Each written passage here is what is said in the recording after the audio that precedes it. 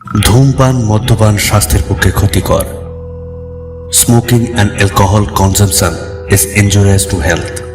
It causes cancer.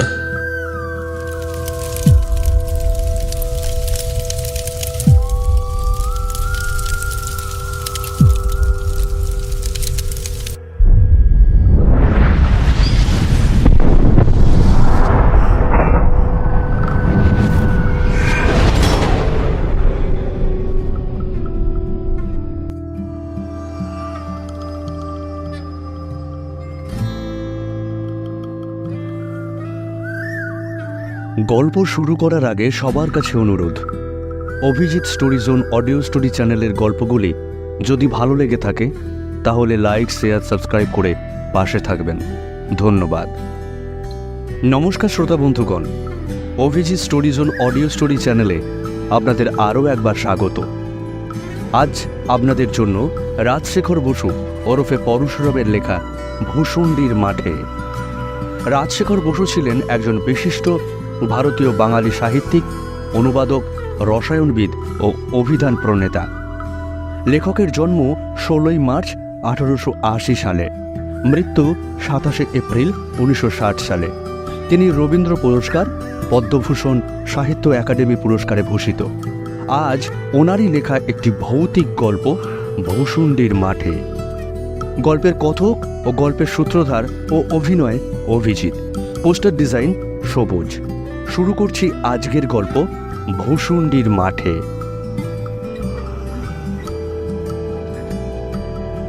Shibu ভট্টাচার্যের নিবাস penalty গ্রামে। একটি স্ত্রী, 3টি গরু, একতলা পাকা বাড়ি, 26 গড় যজমান, কিছু ব্রহ্মোত্তর জমি, কয়েক ঘর প্রজা। এতেই স্বাচ্ছন্দ্যে সংসার চলে যায়। শিবুর বয়স 32। ছেলেবেলায় স্কুলে এবং একটু লেখাপড়া শিখেছিল এবং বাপের কাছে সামান্য যেটুকু সংস্কৃত পড়েছিল সেইটাতে সম্পত্তি এবং যজমান রক্ষার পক্ষে যথেষ্ট। কিন্তু শিবুর মনে সুখ ছিল না। তার স্ত্রী নৃত্যকালীর বয়স আন্দাজ 25, আঁটো সাঁটো মজবুত গড়ন, দুর্দান্ত স্বভাব। স্বামীর প্রতি তার যত্নের ত্রুটি ছিল না, কিন্তু শিবু সে যত্নের মধ্যে রস খুঁজে পেত না। সামান্য খুঁটিনাটি নিয়ে স্বামী স্ত্রীতে তুমুল ঝগড়া বাধ্য। 5 মিনিট বকাবকির পরে শিবুর দম ফুরিয়ে যেত। কিন্তু নৃত্যকালীর রসনা একবার ছুটতে আরম্ভ করলে সহজে নিরস্ত হতো না। প্রতিবারেই শিবুর পরাজয় ঘটত। স্ত্রীকে বশে রাখতে না পারার জন্য পাড়ার লোক শিবুকে কাপুরুষ, এঁড়ো, মেনিমকো প্রভৃতি আখ্যা দিয়েছিল। ঘরে বাইরে এই রকম লাঞ্ছিত হওয়ায় শিবুর অশান্তির সীমা ছিল না। একদিন নৃত্যকালী গুজব শুনল তার স্বামীর চরিত্রদোষ ঘটেছে। সেদিনকার বচসা চরমে পৌঁছালো। নৃত্যকালীর ছাঁটা শিবুর পৃষ্ঠ স্পর্শ করল। শিবু বেচারা ক্রোধে, ক্ষোভে, কষ্টে চোখের জল রোধ করে কোনো গতিকে রাত কাটিয়ে পরদিন ভোর 6টার ট্রেনে কলকাতা যাত্রা করল। শিয়ালদা থেকে সোজা কালীঘাটে গিয়ে শিবু নানা উপাচারে 5 টাকার পুজো দিয়ে মানত করল। মামিকে ওটাই তুলে নাও মা, জোড়া পাটা বলি দেবো মা, মামিকে ওটাই তুলে নাও। আর যে বরদাস্ত হয়নি মা, আর যে বরদাস্ত হয়নি, একটা সুরক্ষা করে দাও মা, যাতে আবার নতুন করে সংসার বাঁধতে পারি। মামির ছেলে বলে হলো নেই, সেটাও তো দেখতে হবে। দোয়াই মা, দোয়াই। মন্দির থেকে ফিরে শিবু বড় এক ঠোঙা তেলে ভাজা খাবার, আধসের দই এবং আধসের অমৃতি খেল। তারপর সমস্ত দিন জন্তুর বাগান, জাদুঘর, হক সাহেবের বাজার, হাইকোর্ট ইত্যাদি দেখে সন্ধেবেলা ইডেন স্ট্রিটের হোটেল দি অর্থোডক্সে 1 প্লেট গাড়ি, 2 প্লেট রোস্ট ফাউল এবং 8খানা টেবিল জলযোগ করল। তারপর সমস্ত রাত থিয়েটার দেখে ভোরে পেনেটি ফিরে গেল। মা কালী কিন্তু উল্টোটা বুঝেছিলেন। বাড়ি এসেই শিবুর ভেদ বমি আরম্ভ হলো। ডাক্তার আসলো, কবিরাজ আসলো, কিন্তু কিছুতেই কিছু হলো না। 8 ঘন্টা রোগে ভুগে স্ত্রীকে পায়ে ধরিয়ে কাঁদিয়ে শিবু ইহলোক ত্যাগ করল। গ্রামে আর মন টিকল না। শিবু সেই রাত্রেই গঙ্গা পার হল, পেনেটির আর পার কন্যকর। সেখান থেকে উত্তরমুখ হয়ে ক্রমে রিসড়া, শ্রীরামপুর, বৈদ্যবাটির হাট, চাঁপদানির চটকল ছাড়িয়ে আরো 2-3 ক্রোশ দূরে কুসুন্ডির মাঠে এসে পৌঁছালো। মাঠটির বহুদূর বিস্তৃত, জনমানব শূন্য। এককালে এখানে ইট খোলা ছিল, সেজন্য সমতল নয়, কোথাও গর্ত, কোথাও মাটির ডিপি, মাঝে মাঝে আশ শেওড়া খেটু, বুনো ওল, বাবলা প্রভৃতির ঝোপ। শিবুর বড়ই পছন্দ হলো। একটা বহু কালের পরিত্যক্ত ইটের পাজার পাশে একটা লম্বা তাল গাছ সোজা হয়ে উঠেছে, আর একদিকে একটা নেড়া বেল গাছ ত্রিভঙ্গ হয়ে দাঁড়িয়ে আছে। শিবু সেই বেল গাছে ব্রহ্মদৈত্য হয়ে বাস করতে লাগলো। যারা স্পিরিচুয়ালিজম বা প্রেততত্ত্বের খবর রাখেন না, তাদেরকে ব্যাপারটা সংক্ষেপে বলছি। মানুষ মরলে ভূত হয়, এটা সকলেই শুনেছেন, কিন্তু এই থিওরির সঙ্গে স্বর্গ, নরক, পূর্বজন্ম খাপ খায় কিরূপে? প্রকৃত তথ্য এই, নাস্তিকদের আত্মা নেই। তারা মরলে অক্সিজেন, হাইড্রোজেন, নাইট্রোজেন প্রভৃতি গ্যাসে পরিণত হয়। সাহেবদের মধ্যে যারা আস্তিক, তাদের আত্মা আছে বটে, কিন্তু পুনর্জন্ম নেই। তারা মৃত্যুর পর ভূত হয়ে প্রথমত একটা বড় ওয়েটিং রুমে জমায়েত হয়। রায় বেরোলে কতগুলো ভূত অনন্ত স্বর্গে এবং অবশিষ্ট সকলে অনন্ত নরকে আশ্রয় লাভ করে। হিন্দুদের জন্য অন্যরূপ বন্দোবস্ত, কারণ আমরা পুনর্জন্ম, স্বর্গ, নরক, কর্মফল, ঋষিকেশ, তৃষ্ণা, নির্বাণ, মুক্তি সবই মানি।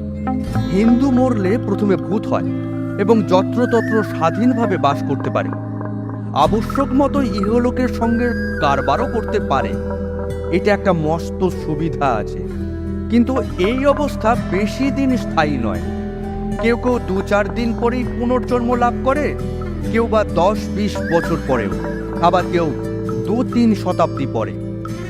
ভূতদের মাঝে মাঝে চেঞ্জের জন্য স্বর্গে ও নরকে পাঠানো হয়।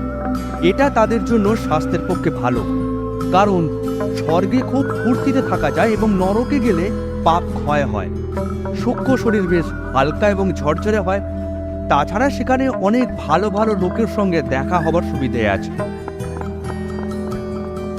2-3 মাস কেটে গেছে। শিবু সেই বেল গাছেই থাকে। প্রথম দিন কতক নতুন স্থানে, নতুন অবস্থায় বেশ আনন্দে কেটেছে। এখন শিবুর বড়ই ফাঁকা ফাঁকা ঠেকে। মেজাজটা যতই বদ হোক, নেত্রর একটা আন্তরিক টান ছিল।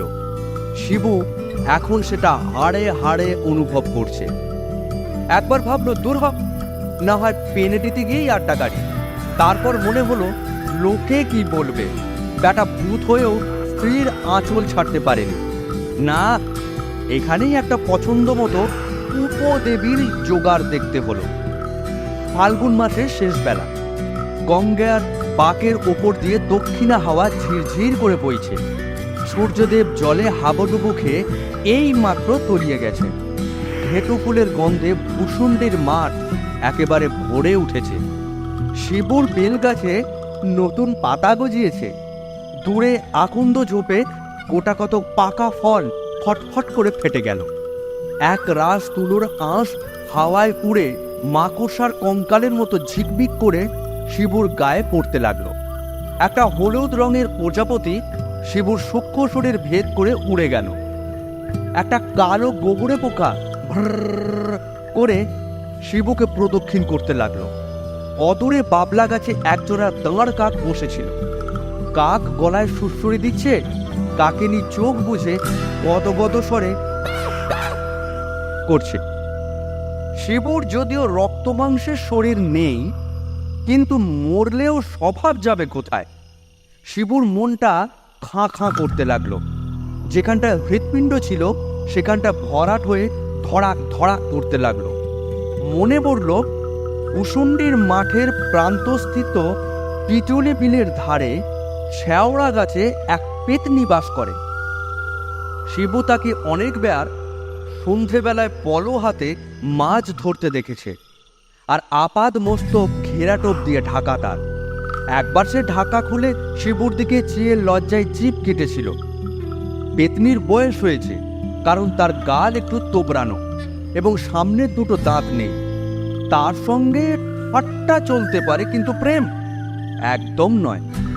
একটি শাকচুন্নি কয়েকবার শিবুর নজরে পড়েছে। সে একটা গামছা পরে আর একটা গামছা মাথায় দিয়ে এলো চুল বকের মতো লম্বা লম্বা পা ফেলে হাতের হাঁড়ি থেকে গোবর জল ছড়াতে ছড়াতে চলে যায়। তার বয়স তেমন বেশি নয়, কিন্তু শিবু একবার রসিকতার চেষ্টা করেছিল, কিন্তু শাকচুন্নি ক্রুদ্ধ বিড়ালের মতো ফ্যাচ করে উঠতে অগত্যা শিবুকে ভয়ে সেখান থেকে চম্পট দিতে হয়। শিবুর মন সবচেয়ে হরণ করেছে এক ডাকিনী। ভূষুণ্ডি মাঠের পূর্ব দিকের গঙ্গার ধারে ক্ষীরিবামনির পরিত্যক্ত ভিটায় যে জীর্ণ ঘরখানি আছে, তাতেই সে অল্পদিন হলো এসে উঠেছে।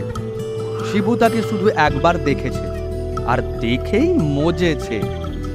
ডাকিনী তার একটা খেজুর ডাল দিয়ে রোয়াক ঝাড় দিচ্ছিল, পরনে তার সাদা ধান। শিবুকে দেখেই নিমিষের সঙ্গে ঘোমটা সরিয়ে ঠিক করে হেসে হাওয়ার সঙ্গে মিলিয়ে গেল। কি দাঁত, কি মুখ, কি রং! নৃত্যকালীর রং ছিল পান্তুয়ার মতো, কিন্তু ডাকিনীর রং যেন পান্তুয়ার শ্বাস। শিবু একটা দীর্ঘ নিঃশ্বাস ছেড়ে গান ধরল। আসি রাধিকে চন্দ্রা বলে, কাজে রেখে কাজে ফেলি। সহসা পাতা কাঁপাতে কাঁপাতে নিকটবর্তী তালগাছ থেকে একটা তীব্র কণ্ঠ ভেসে এলো।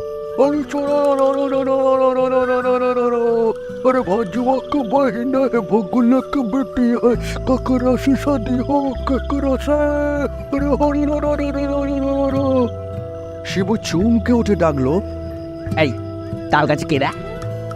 উত্তর আসলো, কারিয়া পেরে দেওয়া। কেলে ভূত, এই নেমে এসো বাবা। মাথায় পাগড়ি দিয়ে কালো লিকলিকে চেহারা, কাকলাসের মতো একটা জীবাত্মা সড়াক করে তালগাছ থেকে নেমে এসে ভূমিষ্ঠ হয়ে প্রণাম করে বলল, আরে গোর আগে পরম দিজি। আরে জি তেরে হো বেটা, একটু তামাক খাতে পারিস? তো ছেলে বাবা? আরে তামাকই নেই তো আর ছিলিম, তা একটু জোগাড় কর না। প্রেত ঊর্ধ্বে উঠল এবং অল্পক্ষণের মধ্যে বৈদ্যবাটের বাজার থেকে তামাকের টিকা কলকে এনে আগুন লাগিয়ে শিবুর হাতে দিল। শিবু একটা কচুর ডাঁটার ওপর কলকে বসিয়ে টান দিতে দিতে বলল, তারপর কবে এলি? তোর হালচাল সব কি বল? কারিয়া পেরেত যেটা ওই বলল তার সারমর্ম এই, তার বাড়ি ছাপড়া জেলায়। দেশে এককালে তার জরু গরু জমি জিরেত সবই ছিল। তার স্ত্রী মুংড়ি অত্যন্ত মুখরা এবং বদমেজাজি, বনিবনা কখনো হতো না। একদিন প্রতিবেশী ভজুয়ার ভগ্নীকে উপলক্ষ করে স্বামী স্ত্রীতে ভীষণ ঝগড়া হয় এবং স্ত্রী পিঠে এক ঘা লাঠি বসিয়ে স্বামী দেশ ছেড়ে কলকাতা চলে আসে। সে আজ 30 বছর আগেকার কথা। কিছুদিন পরে সংবাদ আসে যে মুংড়ি বসন্ত রোগে মরে গেছে। স্বামী আর দেশে ফিরল না, বিয়েও করল না। নানা স্থানে চাকরি করে অবশেষে চাপদানের মিলে কুলির কাজে ভর্তি হলো এবং কয়েক বছরের মধ্যে সর্দারের পদ পেল। কিছুদিন পূর্বে একটা লোহার কুড়ি অর্থাৎ কপিকল উত্তোলন করবার সময় তার মাথায় চোট লাগে। তারপর 1 মাস হাসপাতালে শয্যাশায়ী হয়ে থাকে। সম্প্রতি পঞ্চক্ত প্রাপ্তি অর্থাৎ পটল তুলে প্রেত রূপে এই তাল গাছে বিরাজ করছে। শিবু একটা লম্বা টান মেরে কলকেটি পীরেতকে দেওয়ার উপক্রম করছে।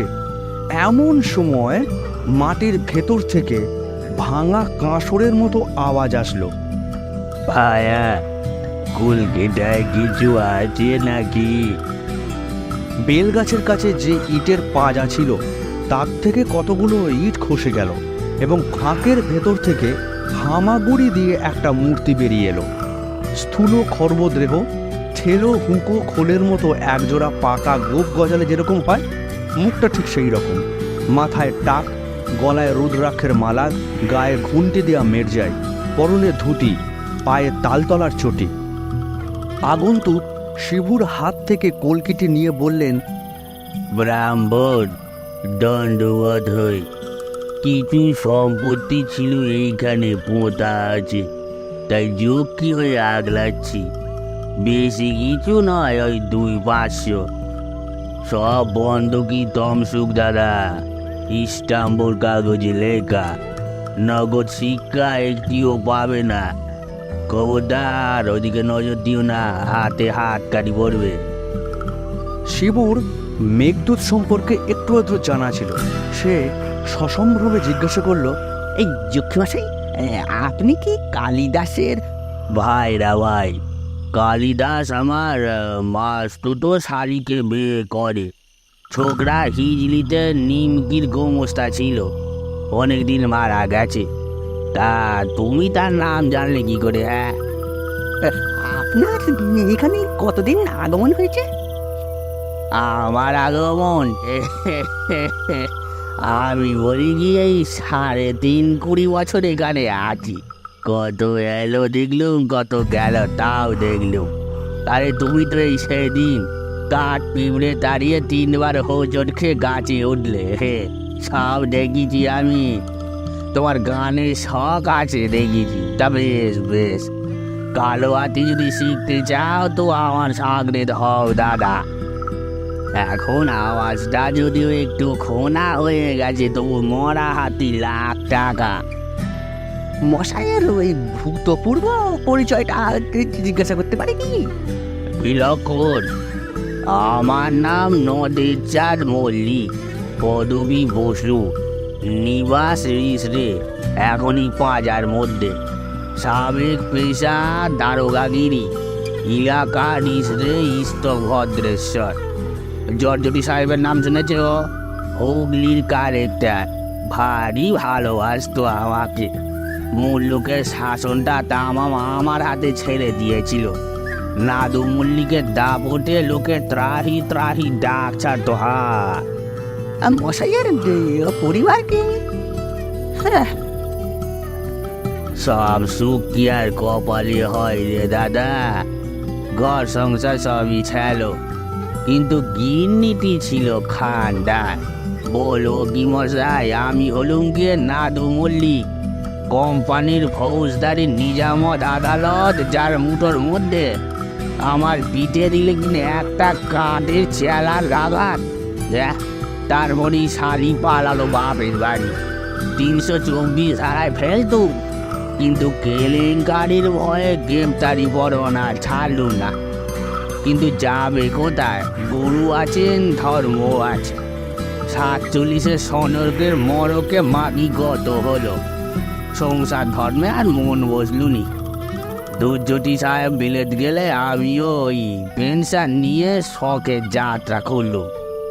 তারপরে পর্নায় ফুরলে এই হেতা এসে আড্ডা গেড়েছি। ছেলে ভুলে হয়নি দাদা, তাদের দুঃখ করে। আমি করবো রোজগার, আর কোনা বাঘের বেটা ভূত মানুষ হয়ে আমার ঘরে জন্ম নিয়ে সম্পত্তির ওয়ারিশ হবে। সেটা আমার সইতুনি। এখন তোফা আছি, নিজের বিষয়ে নিজে আগলাই, গঙ্গার হাওয়া খাই আর বোম বোম করি। থাক, আমার কথা তো সব শুনলে, এখন তোমার গেচ্ছা হলো দেখি। শিবু নিজের ইতিহাস সমস্ত বিবৃতি করল, করে পীরেতের পরিচয় দিল। যক্ষ বললেন, সব স্যাঙাদেরই দেখছি একই অবস্থা। তা পুরোনো কথা ভেবে মন খারাপ করে লাভ নেই। এখন চলো একটু গান বাজনা করি। পকোয়ার জানো? তেমন জুত হবে না। আচ্ছা, পেট চাবড়ি ঠেকা দি। ডন ডন করতিছে। ও বাবা, ছাত্র খোঁজ, একটু ইটেল মাটি চটকেই হেতা একটু মাঝখানে থাবড়ে দিত।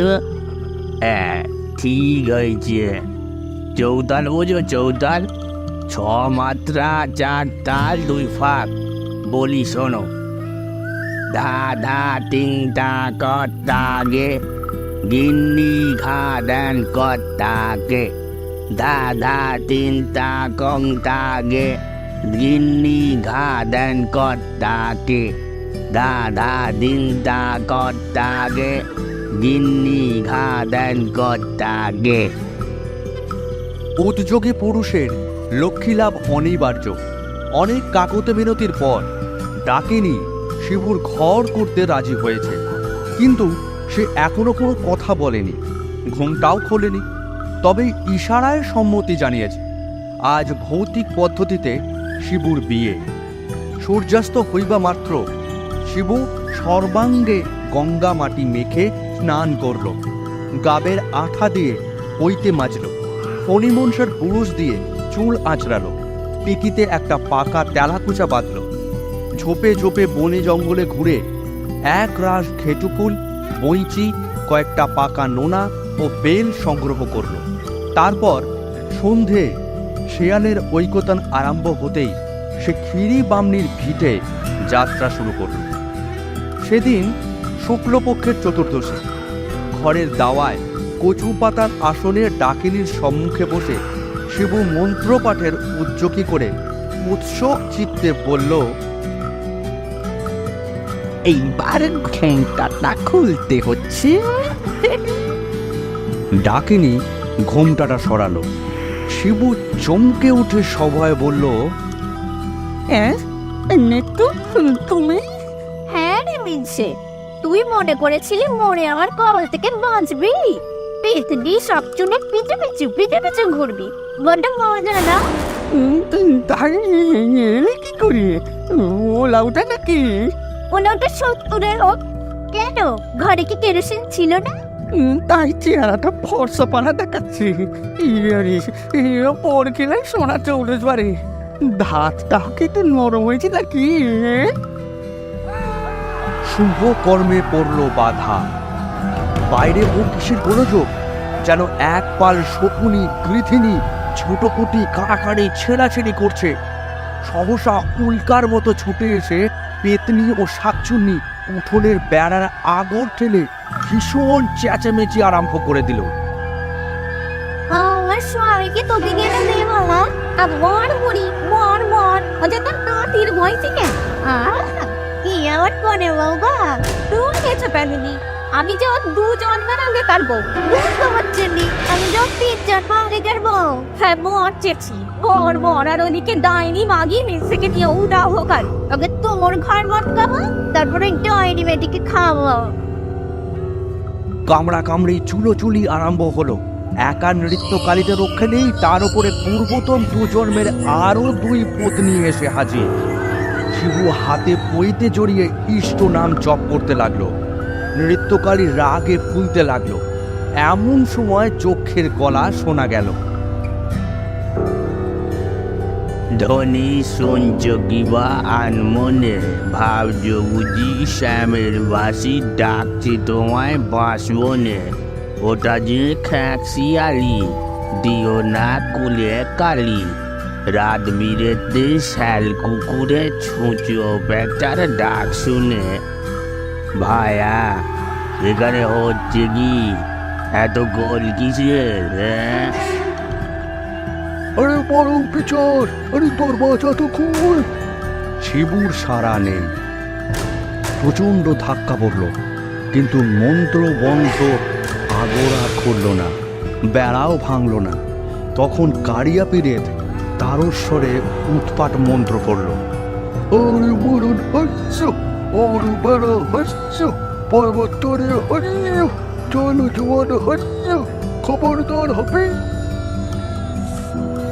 আওয়ার মর করে ঘরের চাল, দেওয়াল, বেড়া, আগুন সমস্ত আকাশে উঠে দূরে নিক্ষিপ্ত হলো। ডাকিনী অর্থাৎ নৃত্যকালীকে দেখে যক্ষ বলল, কি গিন্নি এখানে বিম্বদত্তিটার সঙ্গে? আরে ছ্যা ছ্যা ছ্যা, লজ্জার মাথা খেয়েছ? ডাকিনী ঘোমটা টেনে কাঠ হয়ে বসে রইল। কারিয়া পীরের বলল, আরে বুড়ি, তখন সব লেখা।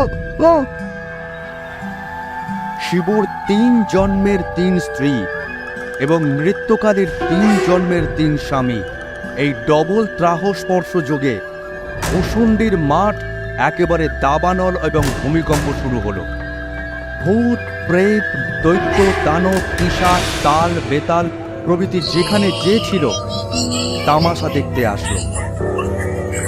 রাম রাম রাম, জয় হারি কি চণ্ডী, আজ্ঞা করো মা। কে এই উৎকট দাম্পত্য সমস্যা সমাধান করবে? আমার কম্য নয়। ভূত জাতি অতি নাছোড় বান্দা, ন্যায্য গণ্ডা ছাড়বে না।